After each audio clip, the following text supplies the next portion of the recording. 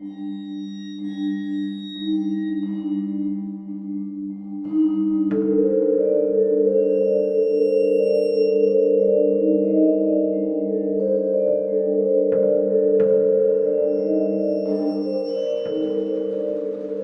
hello, and welcome to Al Dente Rigamortis.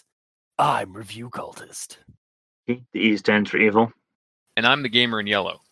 And we're here to discuss those internet stories, most creepy and most pasta, and be critically silly doing it.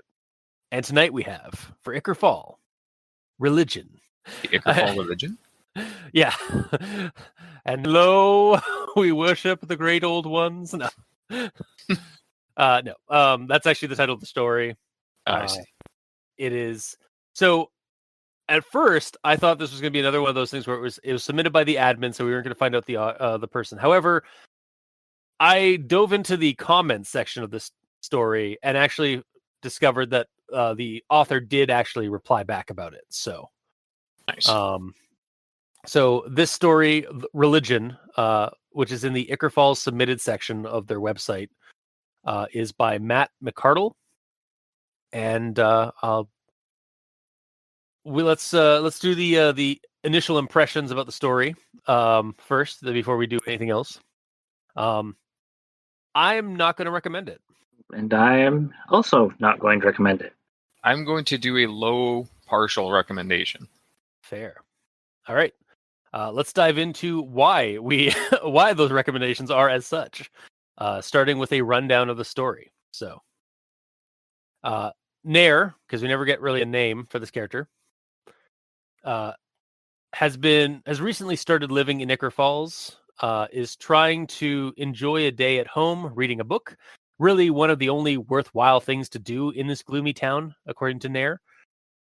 When there's a knock at the door, it's a father from the local church asking Nair, who reveals himself to be a non-practicing Catholic, if he would be interested in joining their church. This is apparently a preemptive act on the side of the church, as there are other spiritual groups among the town that may also be interested in recruiting Nair to their own flock. Nair says he'll think on it, even at the behest of the father, but eventually the father accepts this reply and goes about his day, heads out. Nair then attempts to read his book again, and there's another knock at the door. However, the story ends before we even find out who that is. Finn. Finn? Yeah, Finn? Dun dun dun. Yeah, so that's the end of the story. It's a pretty short story. It clocks in at not even a page and a half. So yeah, let's move on to everyone tolerates the Grammar Inquisitions at this point. And I've got one. Well, really I've got one overarching, kind of broad stroke kind of thing I want to address about the story. So we're going to do this thing here. It's with this quote here. I didn't want him to. Sure, I led him into the living room and offered him a seat. Okay, so the I didn't want him to is a thought. And then it cuts into brackets, sure, as in the character's, Nair's reply to the father to let him into the house. And then the next part is, the narrator describing him letting the father into the house and offering him a seat and such. So, and I went back into the story because I copy and paste these onto a Google Doc so that it's easier to read through and also take quotes and stuff from. I went back into the actual on the website to check if there were italics. And I found none. However, I kind of wish these, the I didn't want him to, and there are other instances in the story where it's an active thought or a thought in the story that the character's having in that moment in that scene. That's outside of a description of what's going on in the events. And I kind of wish those active thoughts were bracketed or some way to differentiate them from the rest of the story. I don't know if I agree with you on that. Because It's all done first person anyway, so the entire story everything that is outside of quotes is all thought because it's him telling us the story through his own thoughts. It is, but it's also like for the bulk of the story, it's him recounting the situation, and then there are these moments where, like, again, like it's like where he's like in quotes like doing dialogue, but then there are these moments also where he's like in that moment he's like giving us what his thought of at that moment was. Like, I didn't want to let him in, and then it cuts to sure, come on in. So it's like I get what you're saying. Like, it's all thoughts, but at the same time, then nothing should have quotes or brackets or anything in the story, like even the dialogue, because he's recounting it. Like, so here's another quote. On one of these Saturdays, I was sitting at home and reading a book. I'm usually more of a TV man, but I had the audacity to challenge the fog and buy a satellite dish. In your defense, or in your suggestion, would you have wanted "I'm usually more of a TV man" to be in quotes? Or not in quotes, in italics? Because it's a thought and not directly... I hear what you're saying.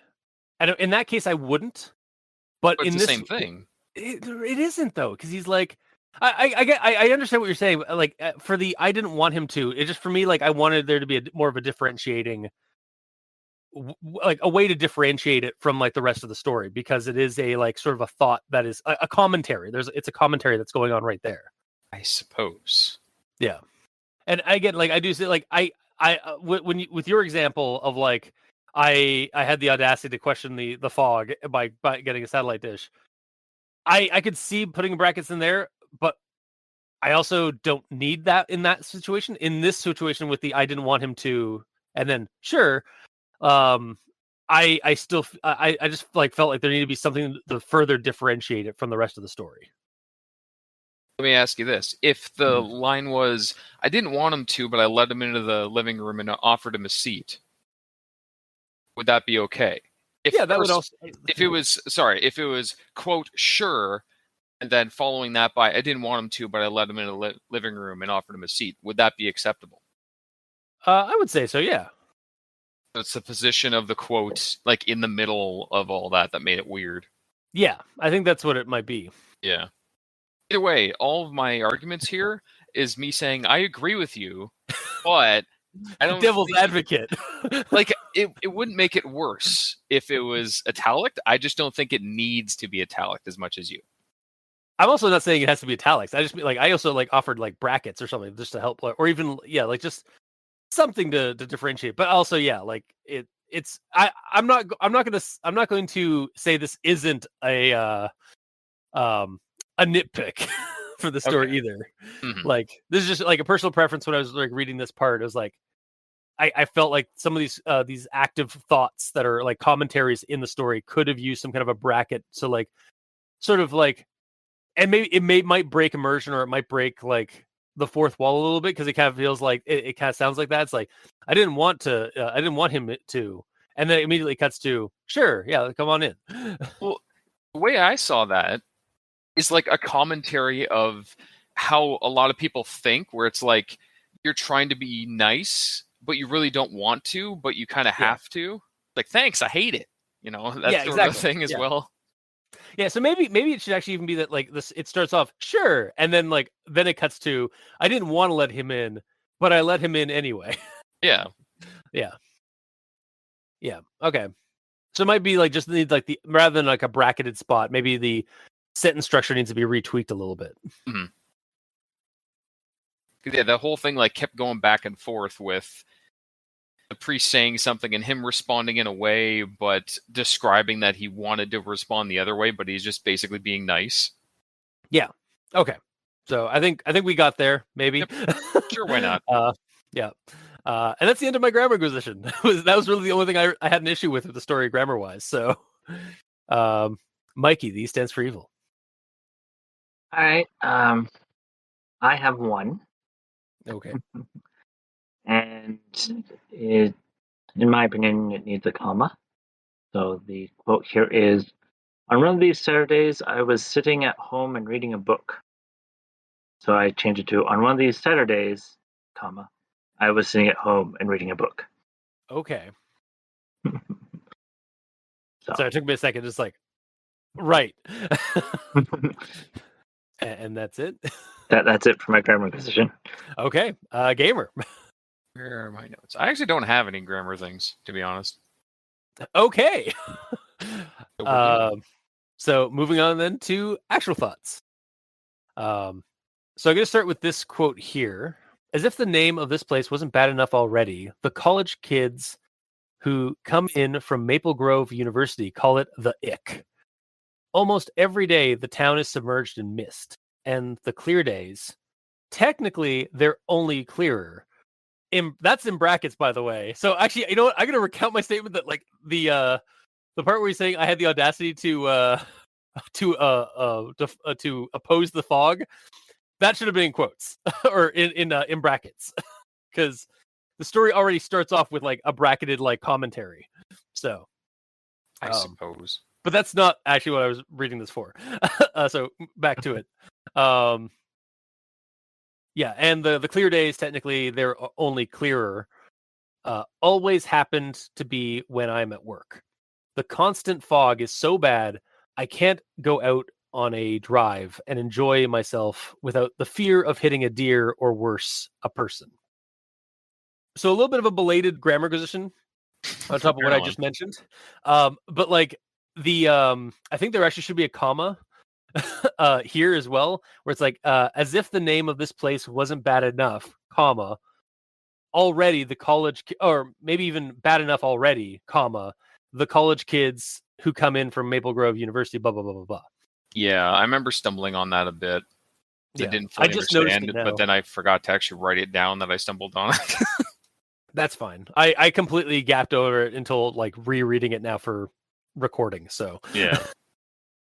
But the reason I quoted this is I think an addition of something along the lines of like, so when he's talking about like the fog and stuff of that, and like how it's like how the mist like submerges the town and stuff. I feel like there should have been an extra line or so added where it's like something along the lines of this. The only thing that seemed capable of piercing the fog were the lofty steeples and peaks of the aged religious centers and churches. Just as like a foreshadowing to the visit later in the story.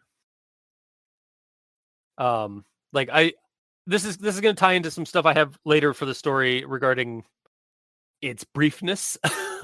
But I just feel like there should have been a little bit extra added to kind of give us some kind of foreshadowing as to like what's going to happen, or just like it doesn't need it, but it would like maybe aid it, I think. Mm-hmm.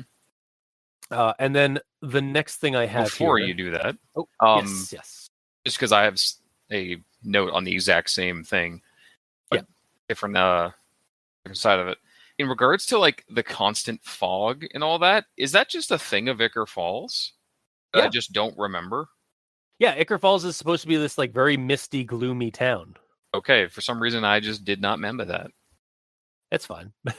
I think it has something to do with like the mist is constantly coming in because of the falls themselves, like that kind of like it's kind of the same situation you kind of see in like places like Niagara Falls, where like the constant like roiling of water coming down like off the falls like creates like this like fog or mist.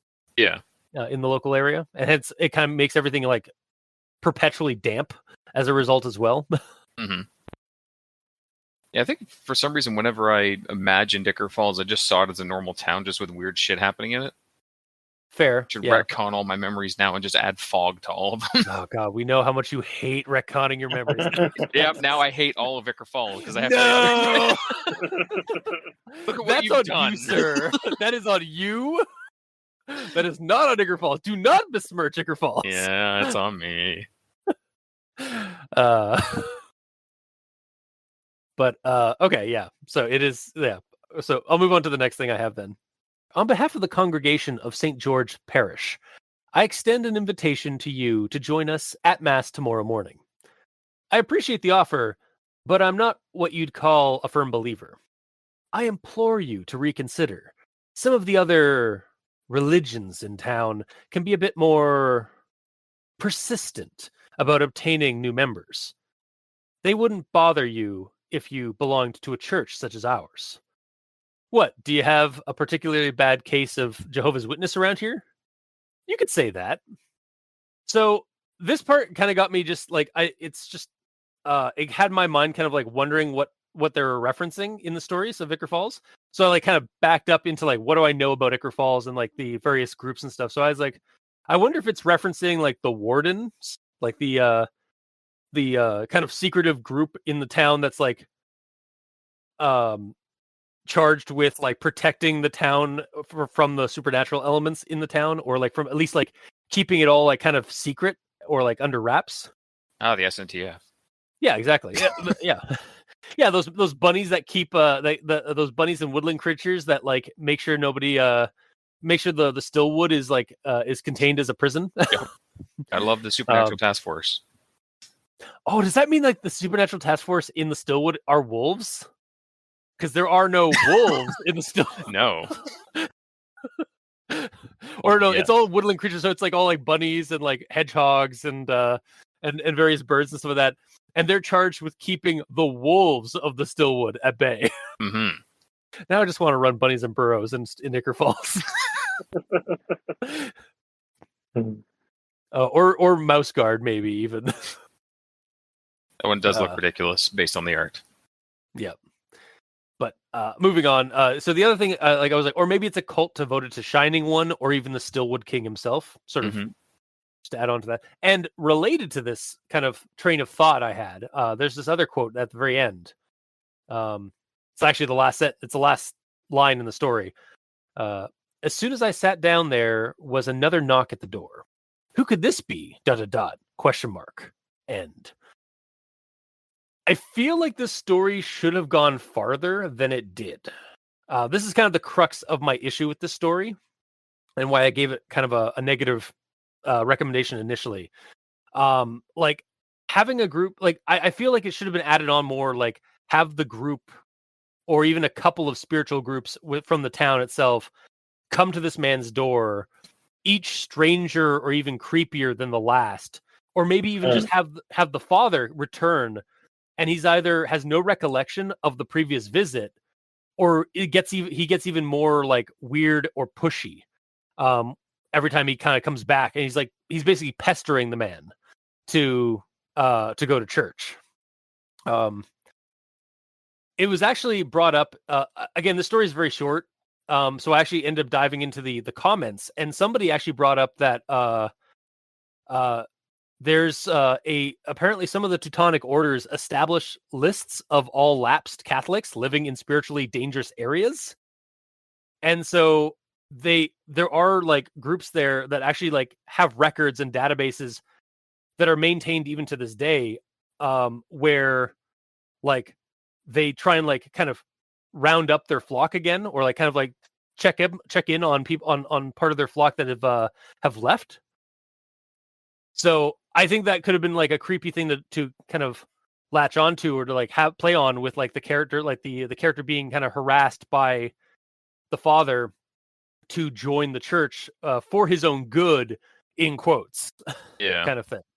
Like I found that interesting, and it's interesting. Like I got that from the comment section. Like a person named Xavier Brentwood commented that in the comments, and it was more information than we were getting from the story itself. Yeah, a little bit. Yeah.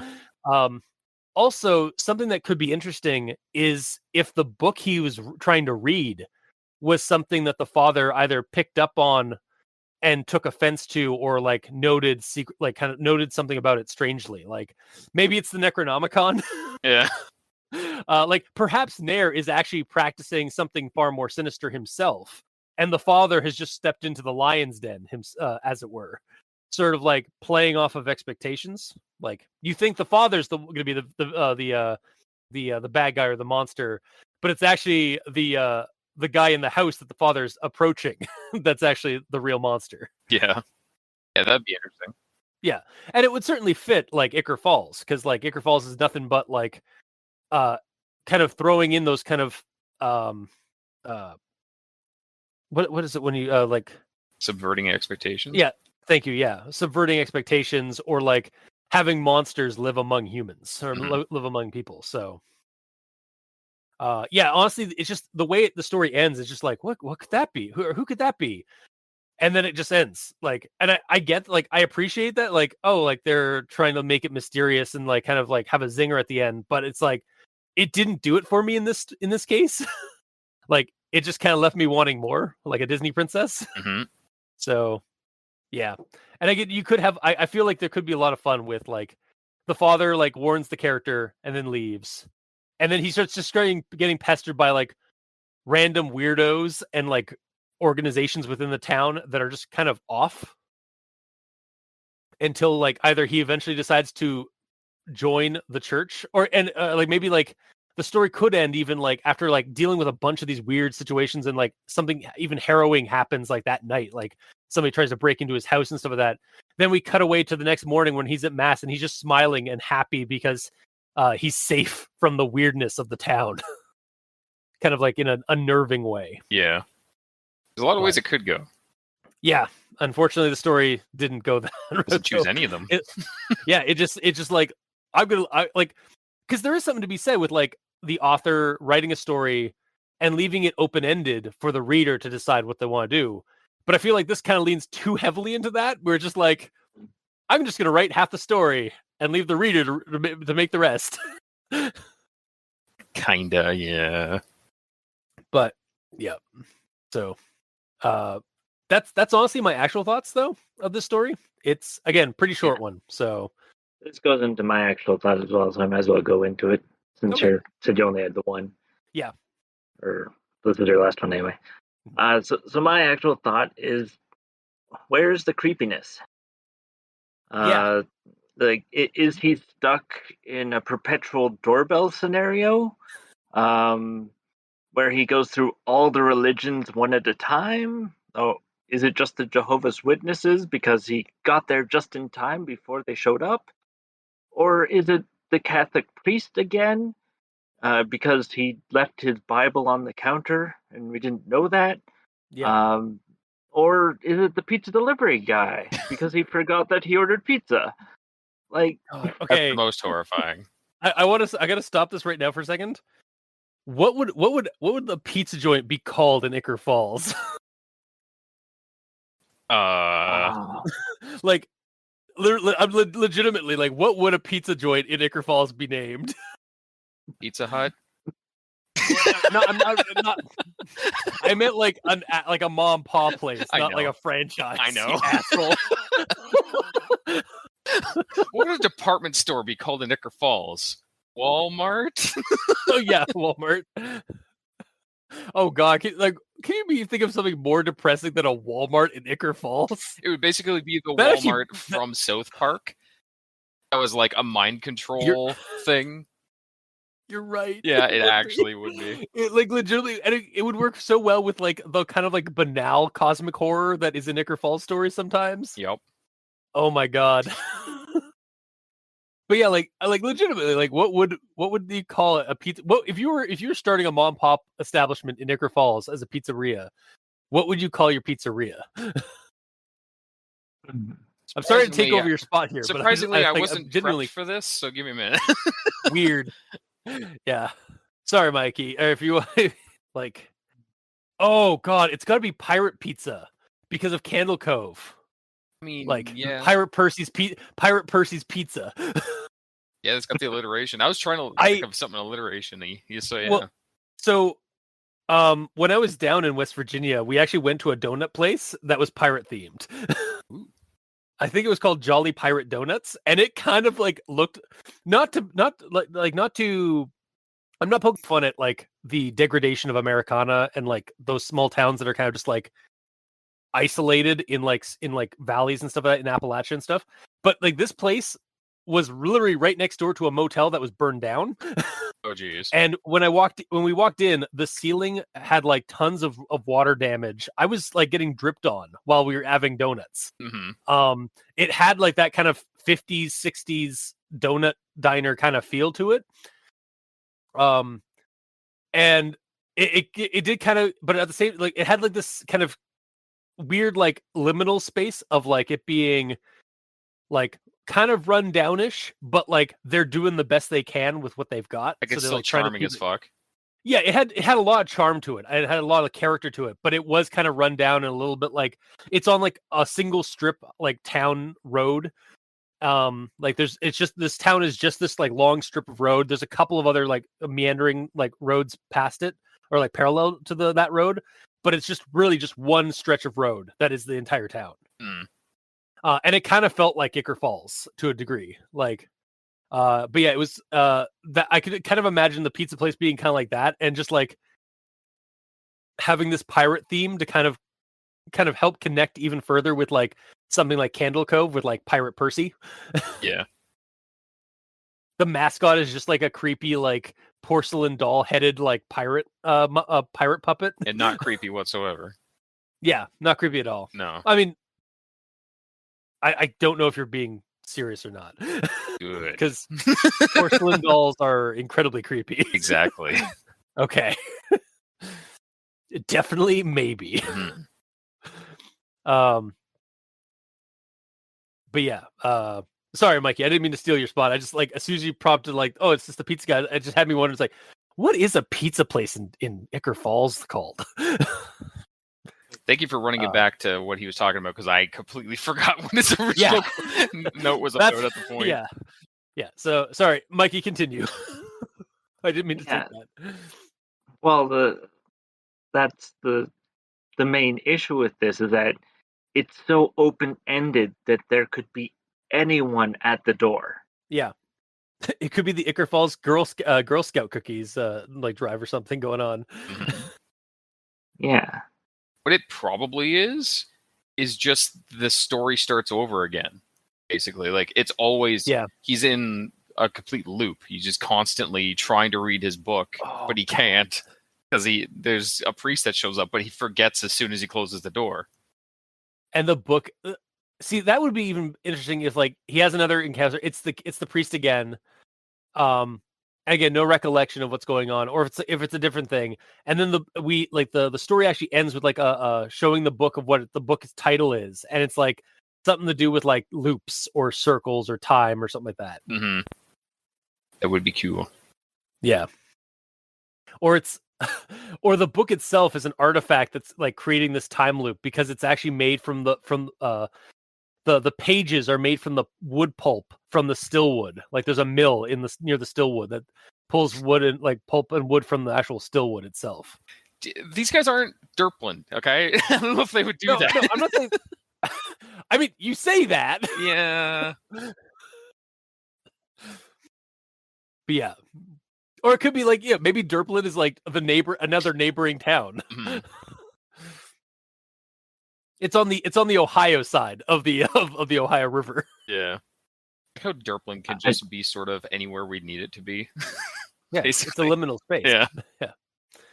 It is nowhere and everywhere at the same time. Great. It could be it could be a state, it could be a town, it could be an island off the coast of a bigger island off the coast of the UK. Mm-hmm. I just caught something with the TV.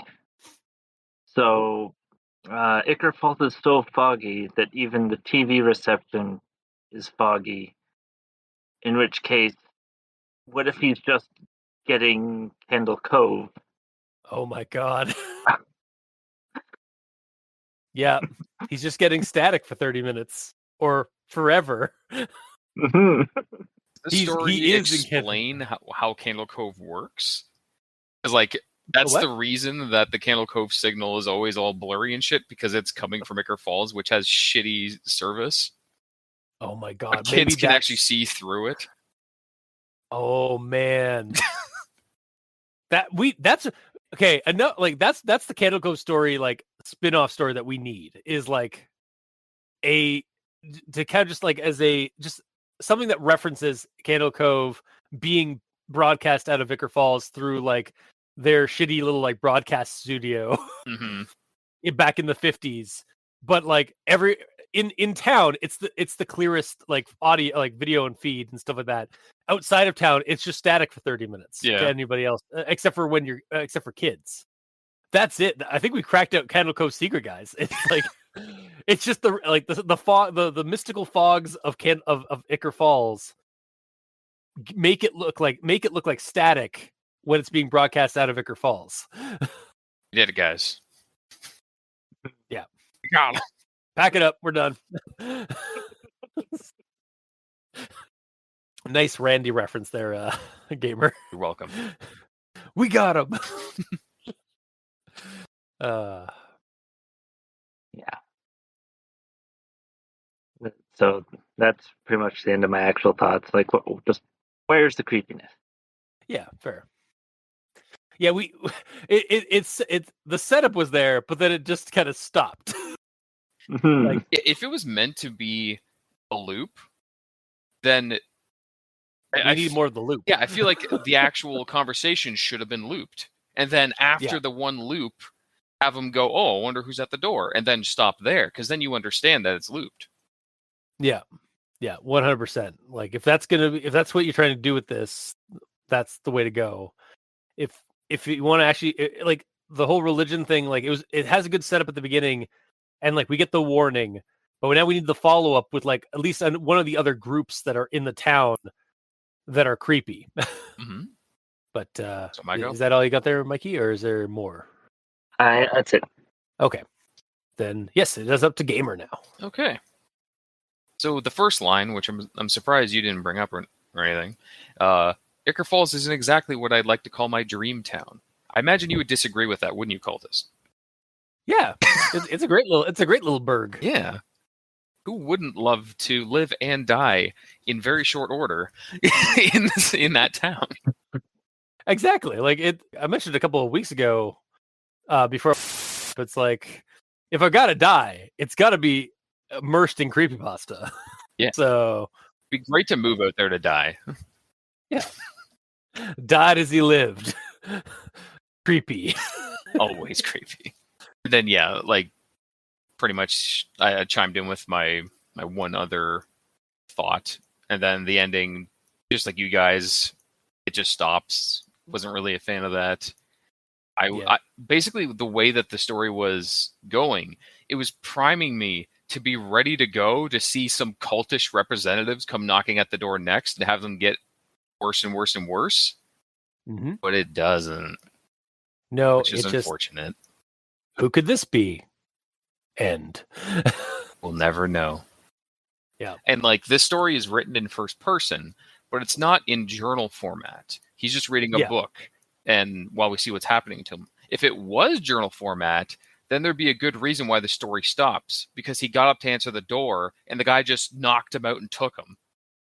Yeah. Or something like that. That's the book he's reading. It's actually, he's not reading it, he's writing it down. It's because it's a journal. Yeah. If it was journal format, then this would be great. Yeah. Because it would show you, like, the one guy warned him, like, oh, well, they're a lot more persistent than I am. I'm being nice about this. Then who is that? And he's just gone. With no follow-up, no like, other person being like, I couldn't find my significant other after that. They were just gone. Blah, blah, blah, blah, blah. Yeah. That wouldn't be necessary. It would just be... it's not like the Lovecraft Dagon story where he's writing the story as the giant hand is coming through his door, and I'm gonna jump out the window now and goodbye. Yeah. Like, I always go back on that. Yeah, it's not like, I paraphrase. Okay. But it kind of ends like that, where he's like, and I'm jumping out the window now. Hopefully, like goodbye, cruel world. Like, kind of like, I think that, like, full disclosure, it's been a while since I've read Dagon. Yeah. Like, I think I read it back in college. So like 10 years ago almost. So the visualization of him like furiously writing as something's knocking down his door is still there. Yeah, I'm pretty sure that is the situation where, like, yeah, he's writing the account of how he discovered the island out in the Pacific. Now he's in New England, and he can hear the giant meaty fist of Dagon like punching through his door, and he, like, I think he writes like that he's going to jump out the window any moment now to escape the claws. And then that's where the story ends, basically. Mm-hmm. And now a brief reading of the last paragraph of Dagon by H.P. Lovecraft. The end is near. I hear a noise at the door, as of some immense, slippery body lumbering against it. It shall not find me. God, that hand! The window! The window! Finn. But yeah, in this one, like, if that was the case for this story, yeah, of course it ends because he stopped. Whoa, what could that be? And then he just never got back to writing. Yeah, because he got taken. He got taken by the cultist Liam Neeson. Wow. Call it to Neeson. God damn it. Liam Cultist. Mm-hmm. Yeah, that's about all I got for thoughts on the story. I did like, All right. as a positive, I did like the dynamic of, I kind of chimed in about this before, but I like the dynamic of him being like, sure, come on in. Fuck, why am I letting him in?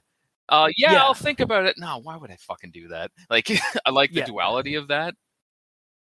Yeah, same. Like, honestly, like, and I think there was just moments where I thought it could have been a little bit clearer on like that those are like active thoughts rather than like storytelling. I'm not opening up the old wounds. I know. I didn't mean to open that up, but I am agreeing with you as well. Like, I do like to kind of like put a positive on what I was saying earlier. Yeah. I do also like that too. So yes, it was fun. It was actually some character development for Nair, a man who has no name. Yeah. Who actually, for most of the story, I refer to as TV Man, because he said I'm usually more of a TV man. Oh, you're right. Yeah. So I basically called him TV Man for the whole story. Nice. Also, another positive I kind of want to bring up is the fact that we get a nickname for the town that like sort of like the college kids are called the town. The Ick. I like that. Like, that's a cool little bit of like world building in a way. Mm-hmm. Also, I looked up Maple Grove University. It does appear to be a fictional university.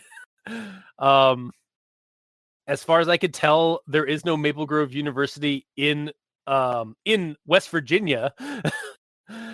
There's one, I think, in like Minnesota or somewhere. Oh, okay. Yeah, hang on. Let me quickly Google that again. Yeah, Minnesota. There's a college, or colleges near Maple Grove, and there's Maple Grove Public School, but there's no like Maple Grove University in West Virginia, as far as I can tell. Yeah, that'd be kind of cool if they pulled an actual university, I suppose. Yeah, it'd be a little bit more immersive. Also, apparently, the Maple Grove Public School that popped up on my Google search is actually in Barrie. Oh, really? Yeah. So apparently, there's a Maple Grove Public School in Barrie, Ontario. Yeah, that's basically all I got for notes. Okay. So I suppose on to final thoughts.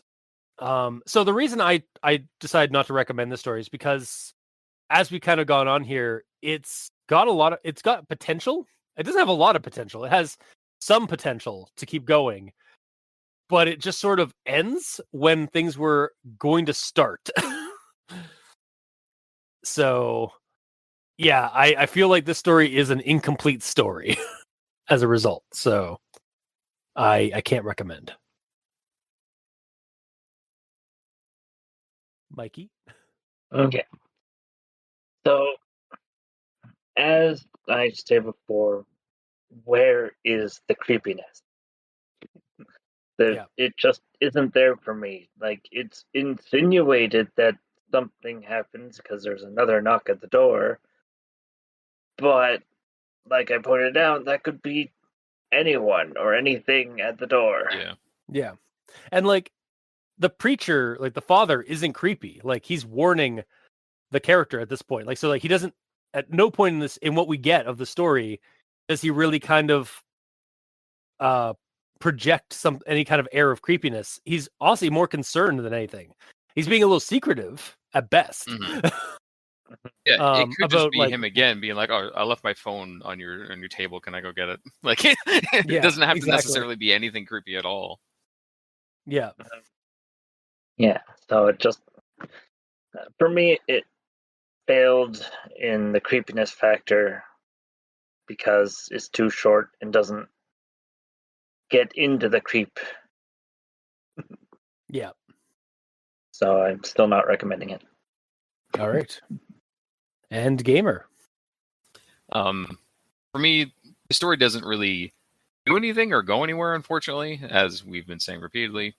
It kind of feels like I just watched the trailer for a movie that I'm interested in, but I find out that the movie's like only available to watch across the world from me or something like that, so I'll never see it.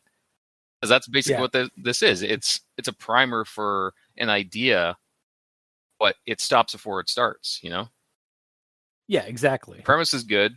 It hooked me when the priest said that there's other religions that are way more persistent than him, and I was expecting and waiting to see all the other ones show up, but they never did. Mm-hmm. So I want to like this, and I gave it a low partial recommendation, and I'm probably going to stick with that, or maybe bump it up to a normal partial, because I feel like there is a lot of potential here. Because even just us talking about it, like they're doing a lot of world building in this tiny little story, like giving the town a nickname and making me realize that the town is covered in fog because I'm a moron, and then there's the character building of him being like a little snarky and being like, fuck, why am I letting this guy in? He's sure, come on in, there's character building on a character that has no name even. Yeah. And the idea of all these different religions wanting to basically sign this guy up, and the potential of what they may or may not do to get him to sign up is interesting to me, to the point that I was angry that it stopped because I really wanted to read more. I know. Also, I just thought of something to tie. I keep bringing up like the Wolves of the Stillwood. This story could even be like metaphorical for, or symbolic for, like a shepherd trying to protect his flock from the wolves of the Stillwood. Ooh. Like the father, like, because that's a lot of the time churches and priests and fathers and stuff like that are like in there's symbolism there for like the shepherd watching over his flock, and like because that's like a lot of the time that's in the Bible as imagery is like a shepherd in their flock. And like, what does a shepherd do but keep his flock safe and like watch out for his flock from predators such as wolves and stuff like that. So like the other group, like that's what this father is doing. He's trying to secure this I was gonna say rogue, like a rogue member of his flock that's like not really a member yet from like the more predatory organizations within the town. Also, it sounds like we have a name for the religion of the Stillwood. It's the Wolves of the Stillwood. Yeah, the order. No, what the hell? Order Lupine. The Ordo Lupine. Oh yeah, it's like Order of the Wolves. Mm-hmm. Hang on, what's wolf in Latin? Ordo Lupus. Yeah. Yeah, no, like that could legitimately be like one of the religious orders of the town was like the Masonic Order of Wolf. Mm-hmm. For there are no wolves in the Stillwood. There are no wolves in the Stillwood. I don't know. I just love that, like the insinuation of that story of just like the emphasis on one word changes that line constantly. Yeah, that was amazing. Yeah, tying that into here would be cooler. Mm-hmm. Yeah, like I'm saying, there's a lot of potential, and I want to like it, so I'm going to give it a partial, just based on the actual premise of it. The execution of it is not recommended at all, because it stops and leaves me wanting more, and I know I'm never going to get more. Yeah, because this story came out when, hang on, 2008. Yeah, that's a little while ago. Yeah, I think the last commenter was 2009. Yeah. So sadly, I mean, if Matt McArdle's out there listening to this, we're giving you gold. Had a good premise here. Yeah. But yeah, I think that's gonna basically do it for this week. I think basically, like, execution wise, definitely like wouldn't recommend, but the story does have some potential. It just doesn't execute it at all. Mm-hmm. So, but that will do it for this week's episode. So if you like what you heard, or if you didn't, leave us a comment in the comment section below where this gets posted, whether it be on Podbean, Facebook, YouTube, or Tumblr. We're all on Twitter. You can send us messages there. Mikey is at the E stands for evil. The Gamer in Yellow is at the Gamer in Yellow, but without that W at the end because his name is very long. It's great. Yeah. Some might say it's longer than this story. No, I mean, yeah. And I'm at Review Cultist. If you'd also like, you can also send us emails at aldenterigamortis You can also send us emails at aldenterigamortis@gmail.com. That's ALDENTERIGAMORTIS@gmail.com, where you can leave suggestions for other creepypastas, SCPs, spooky things. You creep it, we'll peep it. Sure. Yeah. And if you'd like to help support our show financially, go to Patreon. Look up Al Dente Rigor Mortis and select the backer tier you'd like to support us at. We have $2 and $5 tier with special episodes, early access, extra content. To our listeners that are helping support the show, thank you guys immensely. You're helping keep those hosting bills at bay. And as always, we very much appreciate that. And to our listeners and the author, and to the listeners and the authors of these stories, thank you immensely, because without your listenership, it'd be like screaming into the void. And without the stories that you write and post online and share with the internet as a whole, we really wouldn't have much of a show because we'd have nothing to talk about. So thank you. Until next time, I have been your host, Review Cultist. I'm Mikey. The E stands for evil. And I'm the gamer in yellow. And this has been Al Dente Rigor Mortis. Sleep well.